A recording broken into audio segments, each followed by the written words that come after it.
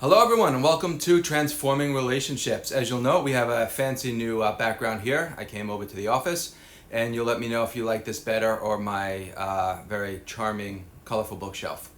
So, thank you to Chazaq, Torah Anytime, and Chickens for Shabbos, amazing organizations that do everything they can to help improve the lives of everybody. And certainly a big shout out and yasher koach to Reb David Goldwasser, who really is the icker of this. I'm just a warm-up act, so make sure you stay tuned for his very fascinating, penetrating, insightful look into Pirkei Avos. So, we're speaking about relationships, transforming relationships. Today we're going to focus on something that affects all of us, and that is childhood. Most of you out there have been children, unless you've been hatched, I suppose, or you are a child, in which case it's probably past your bedtime. Either way, I'd like to share with you some very practical ideas in terms of what you can do to maybe, I don't know, it's not too late to have a happy childhood. We'll start with that. And here's the thing though, even when we strive every which way to be good and to do good, we can still find a hole in our self-esteem thanks to childhood. If we did not receive love from our parents as children, or felt that our lives were out of control due to trauma or domestic volatility, we can needlessly spend the rest of our lives thirsting for love and acceptance. And everything we do is intended to bring us to that end. But there is no end because you can't fix what's not broken. We are already whole. We've always been whole. And here's what's very, very important to understand. The love that parents give children is determined by their own, meaning the parents' limitations, not those of the children. It never occurs to us, though, as children, that maybe it has nothing to do with us. If a mother is capable of love, she'll be loving to all her children, even one who turns out to be a mass murderer. But if she lacks the ability to love, then even an innocent, well-mannered child, like yourself, will be subject to her hostility because she's incapable of giving. Now, as adults, we can still appreciate to some degree that our self-worth isn't contingent on our parents' acceptance of us, but it's still very, very hard to do. See, the ego concocted this equation that how someone treats me is a reflection of my self-worth. But it's not so. We are not less because someone can't love us. It's very important to understand this. How someone treats you is a reflection of their self-esteem. It speaks volumes of their own emotional health. It is a window into their character and to their being. But it says nothing about you. Rav Noach Weinberg Zatzal used to say, you give love and you give respect. If you don't have it, what do you have to give? Let's take an example. If you saw someone in a wheelchair, you wouldn't get mad at him because he can't get up and walk. Somebody who is emotionally handicapped is equally challenged. Does it make sense to resent the parent for not being able to give something to us that he or she simply didn't have? Do we want to hold on to anger because our mother or father was and maybe still is incapable of giving us love? Again, people give love. If they don't have it, then they can't give it, regardless of how desperately their soul yearns to love their own child.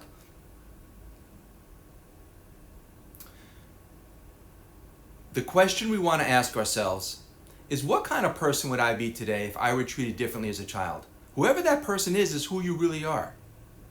Now, when it comes to relationships with parents, it's a double whammy, because our relationships with our parents very often affect our relationships with Hashem. Our relationship with God is dramatically impacted for two interlacing reasons. One is, let's say you've got a poor, or call it complicated, relationship with a parent. Because that injures our self-esteem, we then have difficulty feeling and accepting Hashem's love for us, because we don't feel worthy. We feel like somebody who is less, somebody who is unworthy of good. So why would I think the creator of the universe would want to give me any good? So our love for him then inevitably suffers, because our choices will further entangle the ego and continue to squeeze Hashem out of the equation. Let's just rephrase it like this, is that I don't love me because I was treated poorly. Now, I don't love me, I'm not going to want to invest in me. I'm going to make lousy choices. That pushes God further out of the equation. Okay, now secondly, is that a parent is the first authority figure in a child's life. So a child who is mistreated by a parent, or even treated well, but because of the child's sensitivities wasn't able, and there are children like this, by the way, it cast no aspersions on your parents, or don't feel guilty for yourself. You can give everything to your children, just parenthetically, all the same. 5 children turn out one way, 6 a different way. Not because you weren't good, not because you weren't a kind parent, but because that child's sensitivities did not allow for him or her to absorb the love. A different conversation we'll have, because there are too many parents walking around just with a lot of guilt for zero reason. Okay, so a child who is mistreated by a parent, or by anyone in authority for that matter, can have difficulty accepting, let alone trusting, the ultimate authority of Hashem. The 10 Commandments, we know, are divided into 2 categories, right? You've got the first that contain the man to God, and then you've got the man to man. Revealingly, the 5th commandment, to honor one's parents, is on the man to God side of the tablets. This is because we don't find it easy to love and to be loved by the creator of the universe while we're holding on to anger towards our parents. On many levels, the relationship between a child and a parent symbolizes and often determines our relationship with Hashem. I tell parents this all the time when it comes to davening, and should you with boys and teenagers and get them out of this and that. I said, your relationship that your child has with Hashem will not likely be better than the relationship he has with you. So before you do anything, make sure you ask yourself, is this improving my relationship with my child or injuring it? Okay. Lots to talk about the relationships, by the way. So, by honoring our parents, or at least not hating and acknowledging that they have their own baggage and their own stuff, and they too are suffering themselves, we cultivate an appreciation for and an understanding of how much our parents love us, or perhaps long to, despite their limitations. This awareness enhances our relationship with Hashem, because it helps us to recognize that there are no limitations to Hashem's total and unconditional love for us. See, our parents are limited, which is why we too are limited. And when we acknowledge the fact that our parents' treatment of us has nothing to do with us, but again, reflects everything about them. We did nothing to deserve whatever improper or unwell or unproductive or unhealthy treatment we got. It was our parents' limitations, not ours. It frees us to have a greater sense of self-esteem. And in doing so now, we can redefine our relationship with Hashem. There's more to it than that, but just don't make the mistake of thinking that's all we need. An emotionally healthy person will not have considerable, an emotionally unhealthy person who has considerable unresolved anger toward a parent, it's highly probable that he'll have difficulty enjoying, let alone having really deep, meaningful relationships with Hashem, or quite frankly, with other people to a large extent. Because while this anger exists, it's very, very damaging to our own self-esteem. And again, a person who doesn't love themselves has a hard time giving and receiving love. This is something we spoke about, or will speak about at some point. So if I don't love me because I'm walking around with a lot of stuff, I have a hard time establishing that healthy relationship with other people. Doesn't make it impossible, and doesn't mean that everyone who had a difficult childhood is incapable. Absolutely, positively not. What I am saying is the degree to which we genuinely love ourselves more is the degree to which we can give and receive love. I mean, that much makes sense. So anyone who feels anger toward a parent must make it a priority to move past it, or better, to reframe the negative feelings into more accurate and positive feelings. So let's spend a few minutes now just on reframing the past.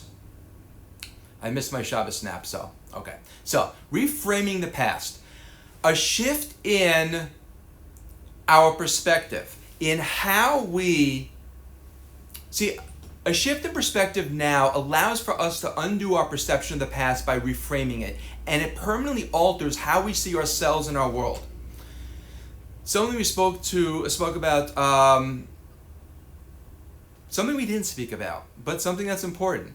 is that context gives rise to meaning, and meaning changes how we see something. So, by reframing the past and putting it into a different context, we change what it means instantly and automatically changes our relationship with it. I know that just sounds very convoluted, so I'm going to give a very banal example from everyday life.